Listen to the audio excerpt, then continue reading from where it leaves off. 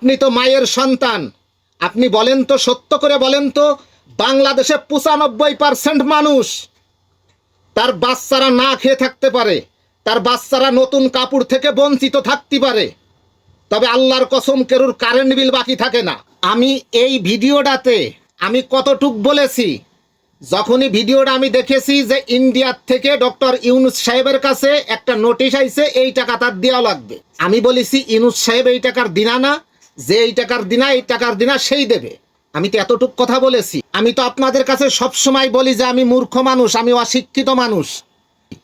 এই ভিডিওতে 22 ঘন্টায় কমপক্ষে 10,000 কমেন্ট আইছে।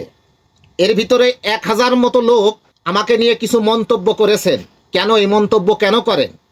কখনো তো বলতে পারেননি যে হাজার হাজার কোটি টাকা বাংলাদেশ থেকে পাচার হয়েছে, এই টাকা দিয়ে এই ঋণ শোধাবে।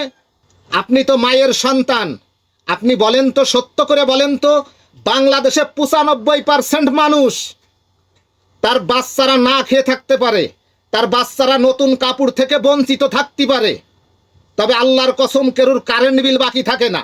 5% লোকের কারেন্ট বিল বাকি থাকে। তারা হয়তো কোনো নেতা তানালি, কোনো আমলা গামলা। আমাদের মতো সাধারণ মানুষের কারেন্ট বিল কখনো বাকি থাকে না। তার জন্য কেন এত টাকার দিনা থাকবে? আমি তো মূর্খ মানুষ, মানুষ মাত্রই ভুল আছে, মানুষ মাত্রই ভুল করতে পারে। তবে আপনারা বলে দেবেন যে ভাই এই কথাটা ভুল, এই কথাটা বলবেন না।